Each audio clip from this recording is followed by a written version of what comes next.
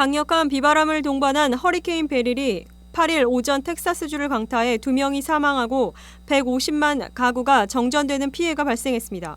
현지 언론에 따르면 베릴은 8일 오전 3시 50분께 휴스턴에서 남서부 쪽으로 약 160km 떨어진 마타고르드 인근 지역에 1등급 허리케인으로 상륙했습니다.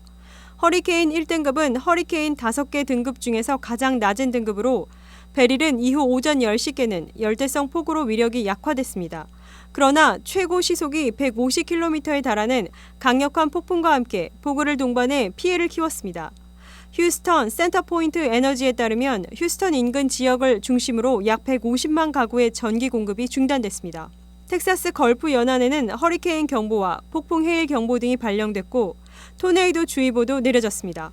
베릴의 이동 경로를 따라 텍사스 해안과 만으로 물이 밀려들면서 일부 지역에서는 최고 2m가 넘는 폭풍 해일이 예보됐습니다. 휴스턴 인근 지역에는 30cm가 넘는 폭우가 쏟아졌고 휴스턴에 있는 두 공항에서는 1,000편 이상의 항공편이 취소됐습니다. 텍사스 이외에도 루이지애나, 아칸소주 일부 지역에서도 홍수가 발생할 수 있다고 허리케인 센터는 우려했습니다. 인명피해도 발생했습니다. 텍사스주 험블 지역에서는 대형 나무가 거센 비바람에 넘어지면서 한 가정집 지붕을 덮쳐 이로 인해 집에 있던 50대 남성과 70대 여성이 숨졌습니다. 그레그 에버 텍사스 주지사가 해외 출장 중인 가운데 댄 패드릭 주지사 대행은 바람이 잦아들 때까지 송전선을 고치기 위해 밖으로 나올 수 없다며 홍수는 며칠 동안 지속될 수 있다고 말했습니다. 대서양에서 카테고리 5등급 허리케인으로 발달한 베릴은 텍사스에 이르기 전에 카리브해를 통과하면서 최소 11명의 사망자를 냈습니다. 윈TV 뉴스투데이입니다. 시카고는 7월 4일 연휴 기간 동안 총격 사건이 급증해 102명이 총격 피해를 입었으며 이 중 최소 12명이 사망했다고 경찰 보고서에서 밝혔습니다. 7월 3일 오후 6시부터 7월 7일 오전 6시까지 최소 100명이 총격을 당해 그중 17명이 사망했다고 시카고 경찰 대형 사건 알림 시스템이 밝힌 바 있습니다. 경찰에 따르면 7월 7일에도 2명이 추가로 총격을 당했습니다. 올해 시카고의 독립기념일 주말 총격 사건 수치는 작년 대비 약 27% 증가한 수치 날이었습니다. 두 번째로 많은 총격 사건이 발생한 날은 7월 5일이었습니다.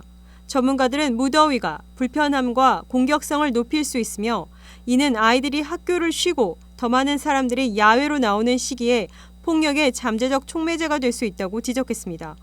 미국에는 사람보다 총이 더 많기 때문입니다. 시카고에서 이미 수십 명이 총격을 당한 후 브랜든 존슨 시장은 5일 총기 폭력에 대한 성명을 발표했습니다.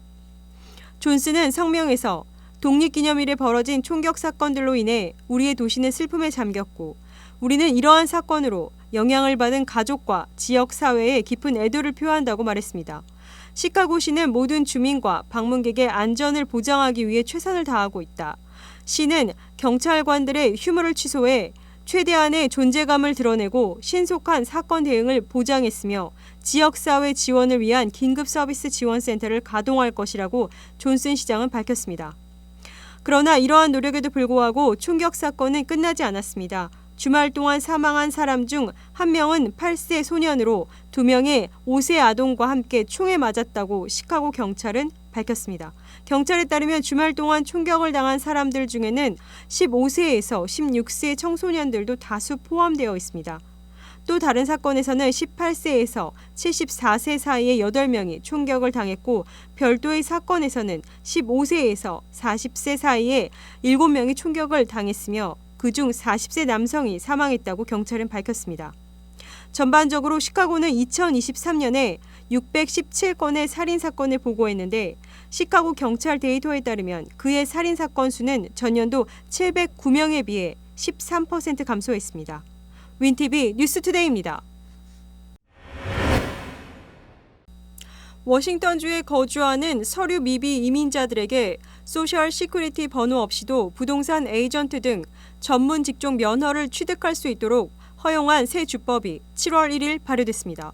에이미 월렌 주 하원 의원의 주도로 통과된 HB 1889 법안은 불법 체류자들이 소셜 번호 대신 국세청이 발급한 납세자 증명 번호로 전문 직종 면허를 신청할 수 있도록 허용하고 있습니다. 이 법안이 통과되기 전에는 소셜 번호가 없는 불체자들은 치과 위생사, 주택검사원, 운동훈련 코치, 음악치료사, 사설탐정, 노타리 공증인 등의 전문 직종 면허를 신청할 수 없었습니다.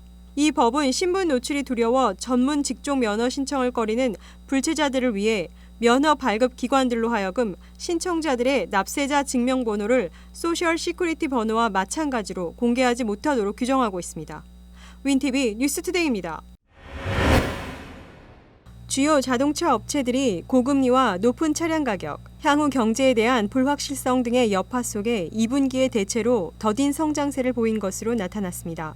뉴욕타임스에 따르면 시장 조사업체 콕스 오토모티브는 2분기 미국의 신차 트럭 판매량이 416만 대로 전년 동기 대비 1%가량 늘어났을 것으로 내다봤습니다.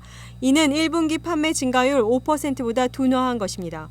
또 상반기 신차 판매량은 전년 동기 대비 3%가량 늘어난 790만 대 수준이 될 것으로 추산하는 한편 올해 전체 신차 트럭 판매량은 1,590만 대로 전년보다 소폭 늘어났지만 코로나19 이전 수준인 1,700만 대는 밑돌 것으로 예상했습니다. 미 자동차 산업이 미국 경제의 핵심 산업 중 하나라는 점에서 자동차 업계 부진은 미 전체 경제에도 좋지 않은 소식입니다.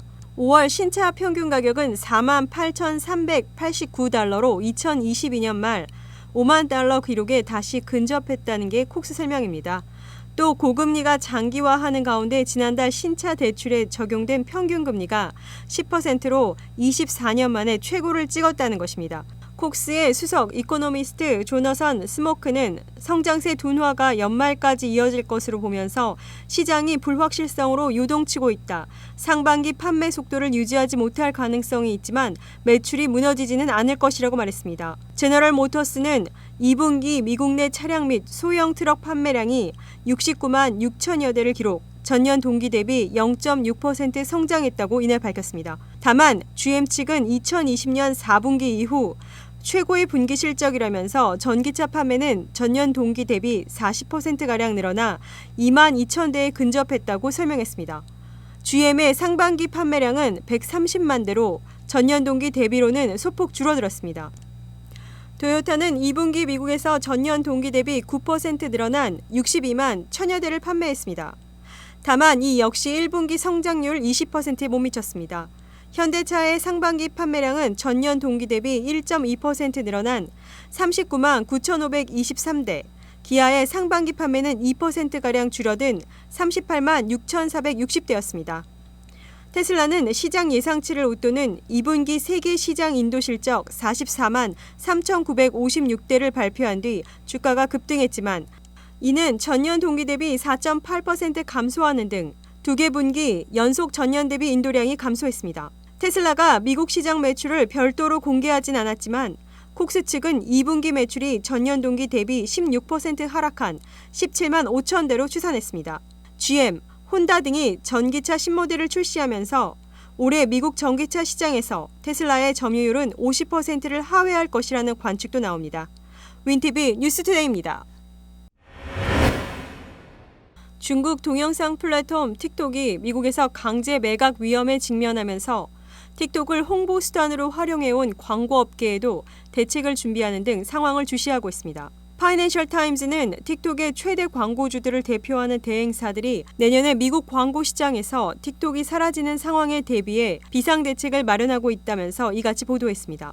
틱톡의 전 세계 사용자는 10억 명 이상이며 미국에서는 1억 7천만 명가량이 이용합니다. 기업들은 TV 등 전통 매체의 이용 시간이 적은 젊은 층을 겨냥한 광고에 틱톡을 이용하는 경우가 많습니다. 틱톡의 지난해 미국 시장 매출은 160억 달러가량이며 대부분은 광고 판매에서 나온 것으로 전해집니다. 한 광고업체 관계자는 틱톡 금지 위험만으로 이미 일부 브랜드의 광고비 지출에 냉각 효과가 있었다면서 실제 틱톡 서비스가 금지되는 상황에 대비해 마케팅 계약 시 계약 종료 조항을 넣는 등 대책을 마련하고 있다고 말했습니다. 다른 광고 대행사 관계자는 금지 위협으로 인해 광고주들의 계획에 혼란이 발생하고 있다면서 다른 소셜미디어 플랫폼들이 반사이익을 볼 것으로 예상했습니다. 대형 미디어 투자업체 그룹 M도 최근 틱톡이 금지된다면 광고 매출이 메타의 릴스와 유튜브 쇼츠 등 다른 비디오 플랫폼으로 옮겨갈 것으로 본다고 밝힌 바 있습니다. 윈TV 뉴스투데이입니다. 아이폰 제조업체 애플이 8일 뉴욕 증시에서 장중 시가총액 1위 자리를 탈환했습니다. 미 동부 시간 기준 이날 오전 11시 55분 애플 주가는 전 거래일보다 0.17% 오른 226.72달러에 거래됐습니다. 5일 거래일째 연속 상승한 애플은 시가총액도 3조 4,760억 달러로 소폭 증가하며 시총 1위였던 마이크로소프트를 제쳤습니다. 마이크로소프트 주가는 같은 시간 0.16% 하락하며 시총도 3조 4,690억 달러로 줄어들었습니다. 장중이긴 하지만 애플이 시총 1위 자리를 탈환한 것은 지난달 13일 이후 25일 만입니다. 애플은 지난달 10일 14개 개발자 회의에서 아이폰 등 자사의 기기에 탑재할 인공지능 전략을 발표한 이후 주가가 상승세를 타고 있습니다. 여기에 2분기 중국에서 아이폰 판매가 전년 대비 크게 증가하며 실적에 대한 기대감도 나오고 있습니다. 애플은 오는 24일 2분기 실적을 발표할 예정입니다. 윈티비 뉴스투데이입니다. 미국 항공기 제조사 보잉이 737 맥스 기종 연쇄 사고와 관련해 유죄를 인정하고 4억 8,720만 달러의 벌금을 추가로 납부하기로 합의했다고 뉴욕타임스가 8일 보도했습니다. 보잉은 2018년 10월 인도네시아, 2019년 3월 에티오피아에서 각각 발생한 737 맥스 기종의 추락 사고에서 형사 책임을 놓고 미 법무부와 벌금 추가 납부에 합의했습니다. 보잉은 또 기소유예 기간인 향후 3년간 안전 강화 프로그램에서 4억 5,500만 달러를 투입하고 법무부에서 지정된 안전 분야 준법 감시인을 사내에 두게 됩니다. 앞서 보잉은 모두 346명의 사망자를 낸 두 사고와 관련해 벌금과 피해 보상 등으로 2021년 총액 25억 달러를 내기로 합의한 바 있습니다. 하지만 보잉에 대한 기소유예 기간 만료를 앞둔 지난 1월 다른 사고가 발생하면서 미 연방 정부의 형사 기소 절차는 재개됐습니다. 당시 사고는 알래스카 항공의 보잉 737 맥스 9 기종에서 발생했습니다. 사고기는 이륙 후 동체가 뜯어져 구멍이 난 상태로 비행하던 중 비상 착륙했습니다. 다행히 사망자는 발생하지 않았습니다. 윈티비 뉴스투데이입니다. 최근 각종 기체 결함과 지연 등이 잇따르고 있는 델타 항공이 이번에는 상한 음식을 기내식으로 제공하는 바람에 일부 탑승객들이 질환을 호소하자 긴급 회항하는 사태가 벌어졌습니다. CBS와 NBC 뉴스에 따르면 이 같은 어처구니 없는 상황은 독립기념일 연휴를 앞둔 지난 3일 디트로이트를 출발해 네덜란드 암스테르담을 향하던 항공기에서 벌어졌습니다. 당시 300여 명의 승객이 타고 있는 이 비행기에서 기내식이 곰팡이가 쓴 상한 음식이 제공됐다는 것입니다. 이후 기내식을 먹은 승객과 승무원들이 복통을 호소하는 등 문제가 발생하자 이 비행기는 이륙 5시간여 만에 뉴욕 존 F 케네디 공항으로 회항해 긴급 착륙을 했습니다. 항공 당국에 따르면 당시 기내식을 먹고 탈이 난 승객과 승무원들은 치료를 받았는데 당국에 따르면 치료를 받은 사람은 승객 14명과 승무원 10명으로 이 중 입원한 사람은 없는 것으로 나타났습니다. 문제가 된 델타 항공의 기내식 담당 업체는 도앤코인인 것으로 알려졌습니다. 당국이나 델타 항공 모두 얼마나 많은 승객이 부패한 음식을 먹었는지 어떤 종류의 음식인지는 밝히지 않았습니다. 델타 항공 측은 이 같은 사태가 발생하자 이날 약 75편의 국제선 항공편의 식사 메뉴를 대폭 철회하고 기내식으로 파스타를 제공하기로 했다고 밝혔습니다. 항공사 측은 혹시나 모를 사고에 대비해 여러 국제선에서 기내식 서비스를 사전 조정했다며 이번 사고로 승객에 불편을 끼치고 여행을 지연시키는 데 대해 사과드린다고 밝혔습니다. 윈티비 뉴스투데이입니다. 음주운전에 의한 대형 차량 사고가 최근 끊이지 않고 있는 가운데 또다시 만취 운전자가 몰던 차량이 독립기념일을 맞아 사람들이 몰려있는 공원으로 돌진하면서 3명이 사망하고 8명이 다치는 끔찍한 참사가 발생했습니다. 또 미 전역 곳곳에서 총기 난사와 폭력 사태 등으로 전국서 26명이 사망하고 80여 명 부상당하는 등 독립기념일 연휴가 사건 사고로 얼룩졌습니다. 뉴욕 경찰에 따르면 독립기념일이던 지난 4일 오후 9시께 맨하튼 로어 이스트사이드의 코를리어스 훅 공원에서 뉴저지주 거주용이자 다니엘 하이든이 자신의 포드 픽업 트럭을 월터 스트리트 동쪽 방향으로 빠르게 몰고 가다 교차로를 지나면서 갑자기 공원 안으로 돌진, 독립기념일 불꽃축제를 즐기기 위해 공원을 찾았던 시민들을 덮쳤습니다. 이 사고로 가족으로 확인된 59세 여성과 38세 남성이 직사했고 병원으로 옮겨진 39세 여성이 하루 뒤 사망했습니다. 또한 11세 소년을 포함해 8명이 부상을 입었는데 이 가운데 30세 부상자 1명은 중태입니다. 뉴욕 소방국에 따르면 출동 직후 차량 밑에 깔려있던 4명을 구하기 위해 차량을 들어 올려야 했습니다.